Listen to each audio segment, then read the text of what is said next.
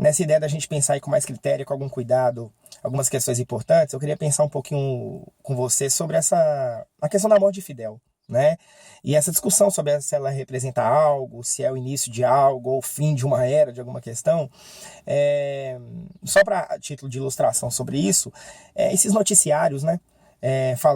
Mostrando inclusive imagens de cubanos comemorando a morte de Fidel e caindo em cima com relação a essa questão. Primeiro, cair nessa não dá, né? A gente já devia ter aprendido há muito tempo como funciona o itinerário de grandes empresas de comunicação e aqui vamos combinar essas imagens para tentar reforçar o quanto as pessoas agora estão felizes pela morte do seu ex-ditador, né? Eu não caio muito nessa porque isso serve a um propósito, e um propósito que, se a gente for meio inocente, ingênuo, cai nele, né? De ficar retratando esses líderes dessa forma. Eu não acho que é bem por aí. Eu acho que a discussão ela cabe a gente pensar dois lados interessantes que podem até nos conduzir a uma conclusão legal.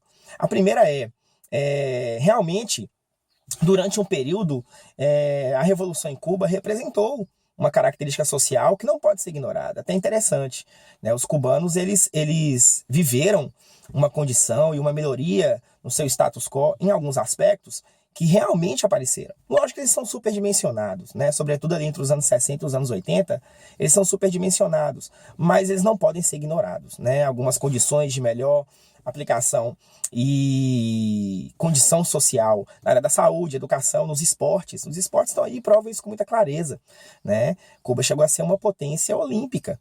Isso também não pode ser ignorado, né? Há argumento para tudo, mas a gente ignorar isso seria um erro. Entretanto, essas melhorias em condições sociais também apontam para um outro detalhe. A revolução ela caminhou para uma lógica de poder e de tirania extremamente penosa para a população cubana. E aí reside o X da questão, né? Cuba é a terceira grande experiência socialista da história de Estado, né? Nós temos 17 na Rússia, 49 na China e a experiência americana, latino-americana, que é a experiência cubana. Mas só um detalhe para a gente, e que é um conhecimento, em certo sentido, até simples, mas que não é levado em consideração quando se quer produzir questões ou falar sobre Cuba. Cuba, na verdade, não é exatamente uma experiência socialista, né? A experiência cubana, talvez o maior exemplo que ela pode dar em comparação com as outras duas, Rússia e China, é que era uma revolução anti-americana, anti-Estados Unidos. Historicamente, todo mundo sabe disso. Você diria, mas ela se posiciona como socialista. Sim, ela se alinhou ao socialismo exatamente porque estávamos no contexto da Guerra Fria. Cuba via a única chance dela sobreviver segurando alguém maior do que ele. Que, diga de passagem, qualquer país no mundo pode ser, né? Cuba é uma ilha. Mas os cubanos escolheram a União Soviética para fazer isso.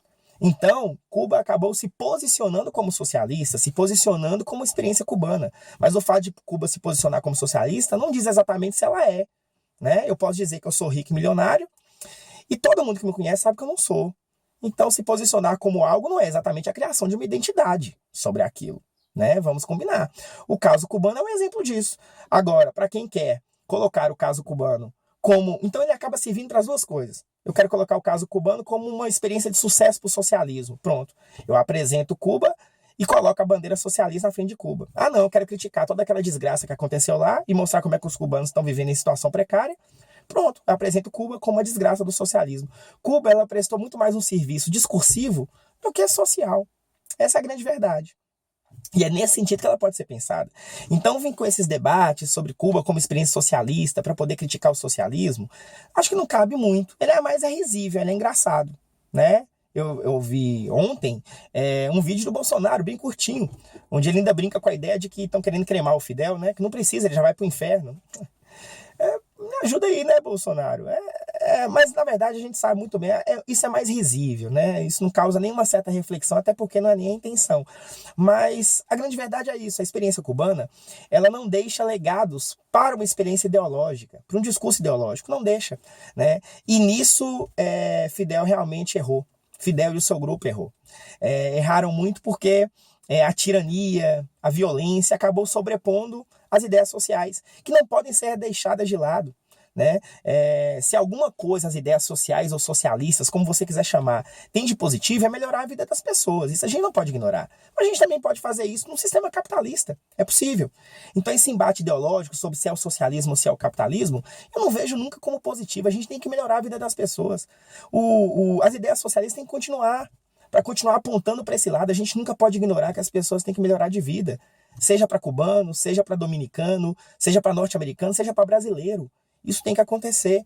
E se existem experiências na história que podem melhorar a condição de vida das pessoas, elas têm que ser discutidas. Agora, uma coisa é certa, os cubanos não passaram por isso. Isso a gente não pode negar. Se você quer viver numa cidade melhor, mais justa, mais igualitária, que tenha condições de mais conforto, que todo mundo busca, seja em qualquer ismo que for, a experiência cubana realmente não trouxe um legado legal, uma coisa positiva e bacana para a gente ver, né? E isso realmente a história não apenas está provando, ela provará de maneira muito clara. Agora, nós temos que lutar sim por uma sociedade mais justa, lutar por uma cidade menos cara, mais inclusiva, que as pessoas tenham condição de viver numa sociedade e de consumir como os outros, normalmente, né? Tendo uma experiência de maior conforto e de melhores condições sociais. Isso é papel do Estado, seja capitalista ou socialista, pode ser cubano, ou norte-americano, ou brasileiro, ou alemão. Isso tem que melhorar mesmo. E isso é possível fazer com menos tributos, com uma vida política melhor, com um Estado mais preocupado, com políticos empenhados em serem políticos e não em serem profissionais para ganhar com a vida política, né? Enriquecerem ainda mais. E aí nós já estamos falando de Brasil e de política, eu vou deixar quieto.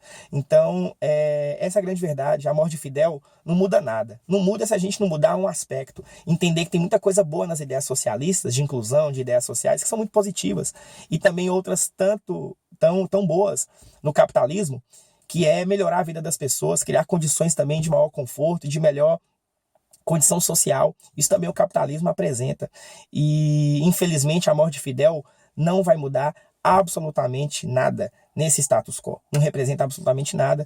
É o fim de um regime, é o fim de uma ideia? Não. Ela permanecerá. A família Castro continuará no poder e o que resta a gente é entender essa experiência no século XX como uma experiência autoritária que não conseguiu cumprir o seu grande objetivo social, como várias outras experiências autoritárias. Como eu disse recentemente num post, Fidel entra para a história, mas isso no final das contas não é muita coisa mesmo não, porque tem um monte de coisa na história, como Stalin, Mao Tse Tung, os inimigos da HP, o El Chan, e vamos combinar, não são coisas legais, né? Pelo menos para mim não. Acho que é isso, galera. Um abraço.